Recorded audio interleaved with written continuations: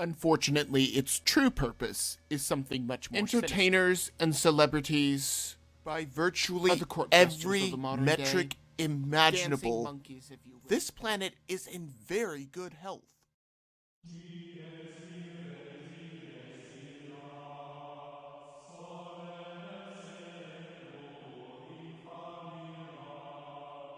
As the RNC ended, people berated everyone, including old ladies, as they walked home.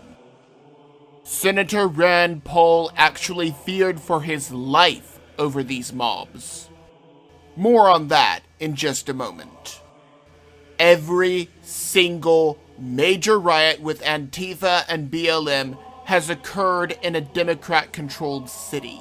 I said last week that instead of having a convention, the Republicans could have just aired 3 straight days of riot footage.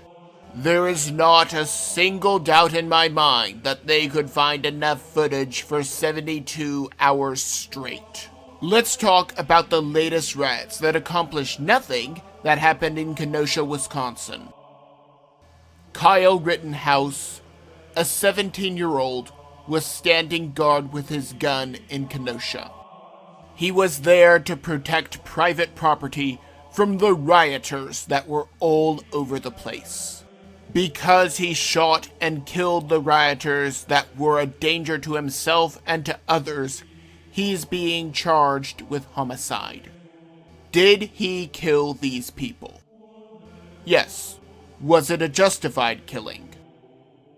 I believe so. Even as a pacifist, I believe that there are times when violence is necessary.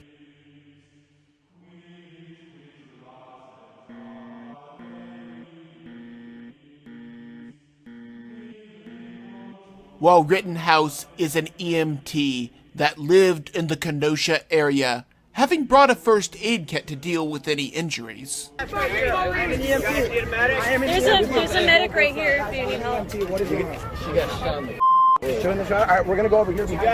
We cannot say the same for the rioters. 175 arrests were made, and 100 of those were from people who lived outside the city. This means that 57% of the rioters came to Kenosha just to burn down the city. I would not be surprised if these people were on George Soros' payroll. While President Trump cannot send in federal officers into any of these cities without the governor's authorization, he is somehow to blame. Even though his supporters are not burning down buildings or throwing bricks at people, it is the Democrats who always use violence because they do not have any facts or reason to back up their pathos. Meanwhile, President Trump is taking action after this happened.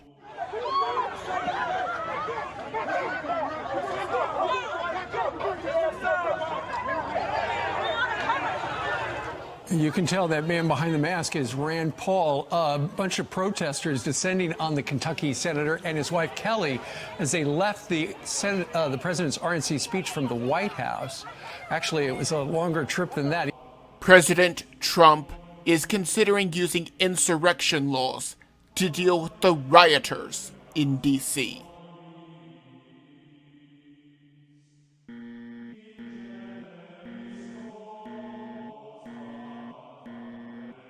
In Georgia, 39 missing children were found in a sex trafficking ring. Law enforcement has rescued the children, and while the perpetrators sit in prison waiting for their trials, the children are getting the psychological and emotional help that they need. Meanwhile, in Michigan, 123 missing children have been found, also in a sex trafficking ring. While I could go all day on this particular topic, I will leave you with these 2 examples. There are countless such examples all over the country. Not only do I applaud law enforcement for getting the job done and saving these children, but I applaud President Trump for making sure that there's the funding necessary to get the job done.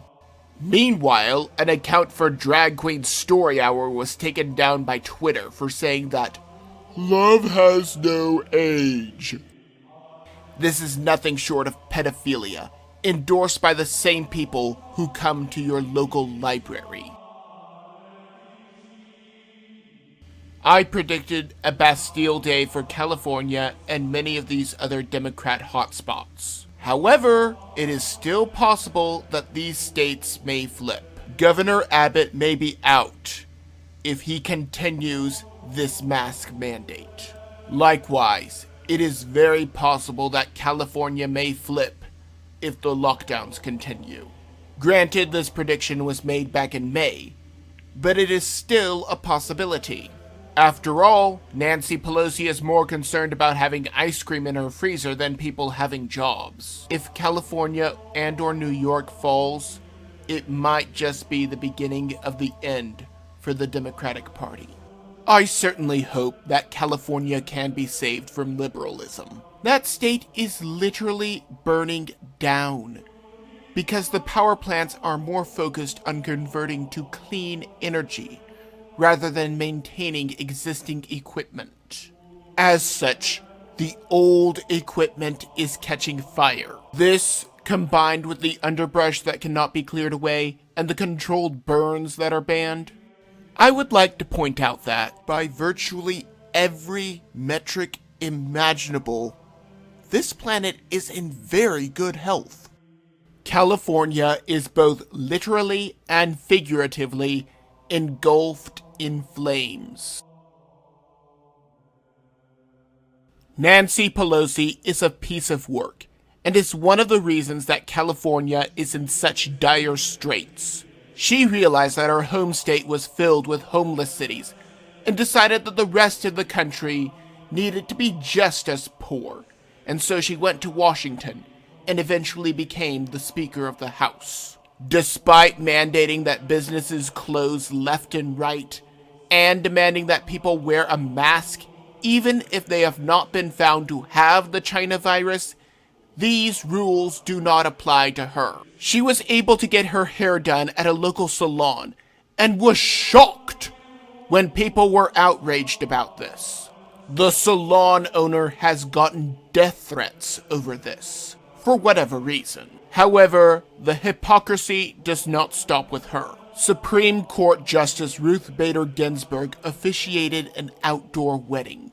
Both of these women are at the highest risk for the flu, and thus for the China virus as well. The silent majority all over the country saw these two, and countless others.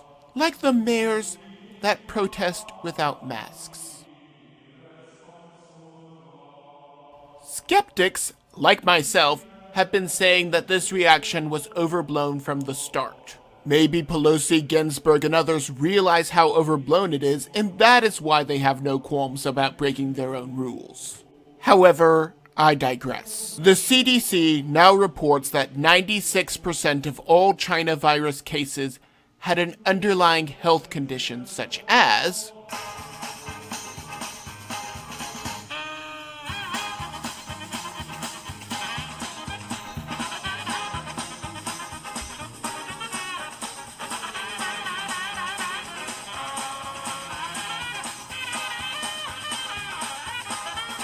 aside from influenza and pneumonia, these are the same things that would put anyone at risk for death from the ordinary flu. However, they have to list it as the China virus because then the hospital gets more money. If they were to list it as the flu or heart failure, they would not get this extra money. Even worse, we now know that 90% of people who have the China virus are not even contagious. Yet, everyone has to wear a mask or a face shield that can induce stress, anxiety, and hypoxia, without mentioning that you are breathing in your own saliva and bacteria. As mentioned last week, parents are pulling their kids out of school over this. Thought experiment. If no student went to school wearing a mask, would the school send every child home?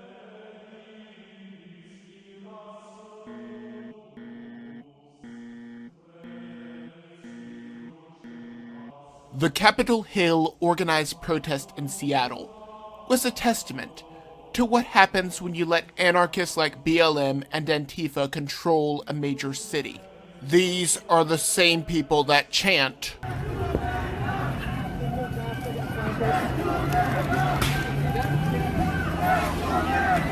"No, this is not Saudi Arabia, Afghanistan, or Iraq.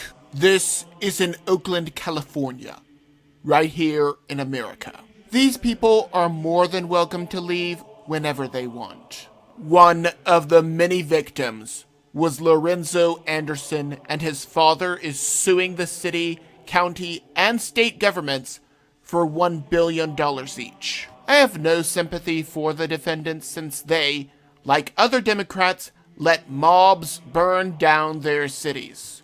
Others are suing in class action lawsuits. Americans are watching these terrorists burn down cities. And with each city burned, Trump gets a new voting bloc. Attorneys general around the country are trying to let the terrorists off without pressing charges. Granted, some states like Tennessee are making the charges more serious, but I digress. Either way, the reasoning is simple. Judging whether the looter needs what he stole first. It is described as reparations. I am all for showing mercy, but when you riot and break into a store, I have no sympathy for you whatsoever. I would like to point out that they never steal a pair of work boots, because if they worked during the day, they would not have the strength to riot at night. These terrorists need to be prosecuted to the fullest extent of the law. Supposedly this is okay because these places have insurance, but this causes rates to go up. Not that the terrorists care. As most Texans know, Governor Abbott has proposed a bill to keep cities from increasing property taxes if they defund their police department as Austin did. Now, my mom says to give someone credit even if it is for the rising of the sun. And although he has this tyrannical mask mandate, I will at least give him credit for this. Moving to New York, things are much more hostile. This liberal hotspot has been the focus of President Trump's crosshairs. The city of New York receives about $8 billion in federal aid annually. It does seem to logically follow that if they cannot even handle simple law enforcement from the BLM and Antifa terrorists, they are not responsible enough to handle that kind of money. Mayor de Blasio has vowed to see the president in court over this. Maybe I'm just blowing smoke. Maybe I'm completely off my rocker, but that is just my opinion.